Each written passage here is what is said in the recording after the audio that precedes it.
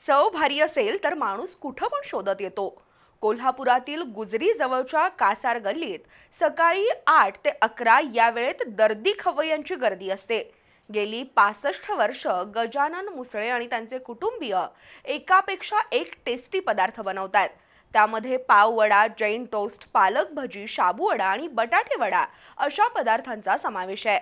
एका छोट्याशा बोळात राहणाऱ्या मुसळे कुटुंबियांनी केवळ चव, दर्जा आणि सातत्य यातून स्वतःची वेगळी ओळख निर्माण केली।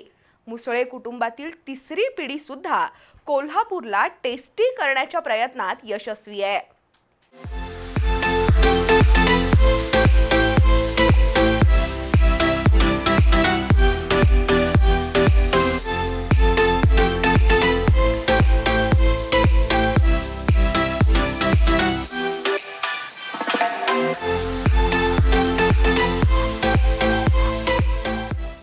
सकाळी अगदी 7-7:30 पासून तेल तापायला सुरू होतं।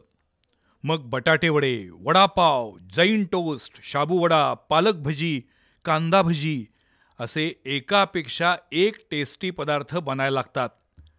कोल्हापुरातील जे खरे दर्दी खवय्ये आहेत ते तुम्हाला इथं हमखास भेटणार।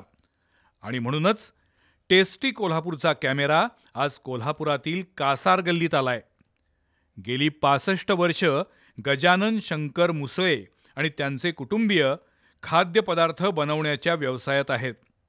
इथला प्रत्येक पदार्थ इतका चविष्ट आणि ताजा असतो की एकदा इथं येऊन गेलेला खवय्या पुन्हा पुन्हा येतोच। आलं लसूण घातलेली बटाट्याची लाल भाजी 2 पावांमध्ये भरली जाते आणि वरून बेसन पीठ लावून हे पाव तळले जातात। त्यातून तयार होणारा पाव वडा म्हणजे अफलातून चव। एकदा का तुम्ही इथला पाव वडा खाल्ला की तुम्ही या स्पॉटच्या प्रेमातच पडणार। इथला जैन टोस्ट हा सुद्धा एक भन्नाट प्रकार आहे। अजिबात कांदा लसूण नसलेला पण चवीला अत्यंत खमंग आणि चरचरीत असा जैन टोस्ट नक्की खाऊन बघा। पावाला लावलेली चटणी, खोबऱ्याचं सारण आणि पावावर बेसनचं आवरण असलेला हा जैन टोस्ट अत्यंत लोकप्रिय आहे। किंबहुना गजामामांचा जैन टोस्ट हा इथला USP आहे। याशिवाय इथं मिळणारी कांदा भजी, पालक भजी खाल्ली की अक्षरशः सांगतो जीभ चवताळते। इथला भला मोठा शाबू वडा सुद्धा तितकाच फेमस आहे। गजाभाऊ मुसळेंच्या गेल्या 65 वर्षांच्या चवीत अजिबात फरक पडलेला नाही।